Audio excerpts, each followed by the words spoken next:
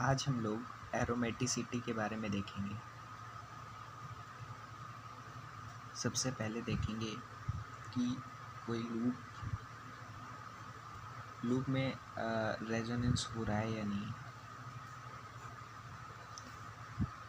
Resonance अगर हो रहा है या फिर रेजोनेंस इनकम्प्लीट रेजोनेंस हो रहा है, तो अगर रेजोनेंस हो रहा है तो उसमें हम चेक करेंगे कि जो भी नंबर ऑफ़ इलेक्ट्रॉन्स हैं वो कितने हैं। अगर 4n प्लस 2 पाई इलेक्ट्रॉन्स हैं तो वो मेरा हो जाएगा एरोमेटिक कंपाउंड। और अगर मेरे इलेक्ट्रॉन्स जो भी रेजोनेंस हो रहा है उसमें 4n पाई इलेक्ट्रॉन्स होते हैं, देन वो हो जाएगा एंटी एरोमेटिक। और जिसमें रेजोनेंस ही नहीं हो रहा है वो चला जाता है कैटेगरी नॉन एरोमेटिक में। एक चीज़ और देखेंगे, जहाँ पर भी रेजोनेंस हो रहा होगा वहाँ पर करंट ऑब्जर्व करने को मिलेगी। But in case of incomplete resonance, जहाँ भी इनकम्प्लीट रेजोनेंस होगा वहाँ पे नो करंट होगी, मतलब कोई भी करंट नहीं होगी, वहाँ पर करंट पाई ही नहीं जाएगी। तो ऐसा होता है कि लूप, सबसे पहले लूप देखेंगे, लूप में रेजोनेंस हो रहा है कि नहीं वो देखेंगे। अगर हो रहा है तो वो एरोमेटिक या नॉन एरोमेटिक के कैटेगरी में जाएगा। अगर रेजोनेंस एक्चुअल में हो ही नहीं रहा है देन वो नॉन एरोमेटिक कंपाउंड में जाएगा। चलो एग्जांपल के से देखते हैं कि कैसे होगा। जैसे मेरे पास एक कंपाउंड है, लेट अस सपोज मेरे पास एक कंपाउंड है,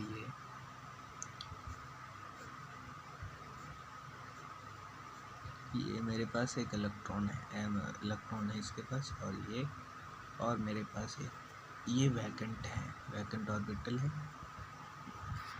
यहाँ पे चेक करेंगे कि रेजोनेंस हो रहा है कि नहीं। तो ये मेरे पास वैकेंट ऑर्बिटल है, यहाँ पे जो भी ऑर्बिटल है ये इसके पास इलेक्ट्रॉन है, और ये जो ऑर्बिटल है, ये ऑर्बिटल है और ये ऑर्बिटल है। तो यहाँ पर इलेक्ट्रॉन्स का फ्लो हो रहा होगा,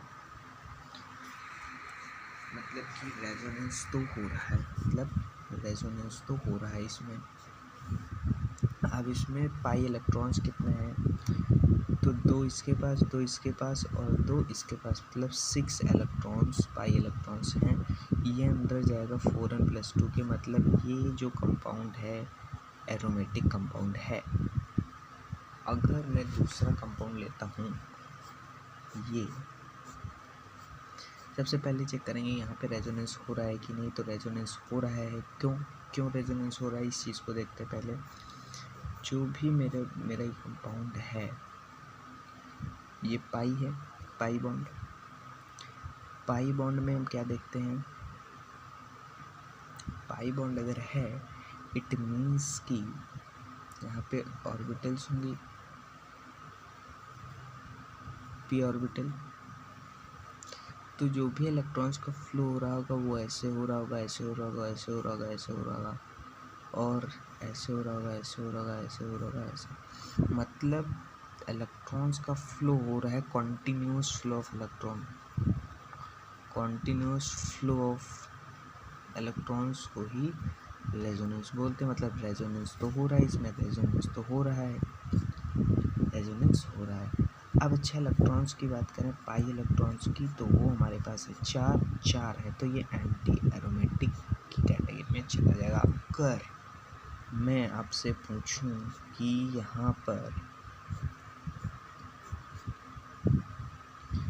क्या रेजोनेंस हो रहा है इस कंपाउंड में, तो रेजोनेंस यहाँ पे बताइए आप हो रहा है कि नहीं। तो रेजोनेंस कंप्लीट नहीं हो रहा है।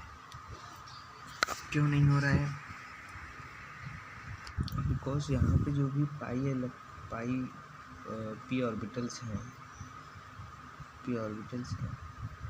वो यहाँ से यहाँ पे आपका कोई भी पाई ऑर्बिटल है नहीं, तो आपका लूप ही नहीं, पाई कंप्लीट लूप में रेजोनेंस हो ही नहीं रहा है। जब रेजोनेंस हो नहीं रहा है, जब नो रेजोनेंस होगा तो किसकी कैटेगरी में जाएगा? नॉन एरोमेटिक की कैटेगरी में जाएगा। जब नॉन एरोमेटिक कैटेगरी में जाएगा तो ये नॉन एरोमेटिक कंपाउंड हो गया। अच्छा, अगर बात करें स्टेबिलिटी की बात करें कि एरोमेटिक, एंटी एरोमेटिक और नॉन एरोमेटिक में, तो सबसे ज़्यादा स्टेबल होता है एरोमेटिक कंपाउंड। उसके बाद जो होता है नॉन एरोमेटिक कंपाउंड स्टेबल होता है, उसके बाद एंटी एरोमेटिक होता है। अच्छा, एक चीज़ और बताएं कि जो एरोमेटिक कंपाउंड होगा वो हमेशा डायमैग्नेटिक कंपाउंड होगा, जो भी एंटी एरोमेटिक होगा वो पैरामैग्नेटिक कंपाउंड होता है। ये चीज़ भी याद रखने वाली है। अच्छा, अब अगर मैं एग्जांपल्स के तौर पे अगर पूछूं कि बताइए रेजोनेंस एरोमेटिक है या नॉन एरोमेटिक, तो आप क्या बोलेंगे? इस पे टिप्पणी दीजिए आप कि यहाँ पर रेजोनेंस हो रहा है कि नहीं। तो यहाँ पे रेजोनेंस ही नहीं हो रहा है तो नॉन एरोमेटिक आ जाएगा। अच्छा, मैं अगर आपको दे दूँ बेंजीन, तो यहाँ पे बताइए ये एरोमेटिक कंपाउंड है नॉन एरोमेटिक। तो यहाँ पे रेजोनेंस भी हो रहा है और 6 पाई इलेक्ट्रॉन है, मतलब ये एरोमेटिक कंपाउंड हो जाएगा। That's it.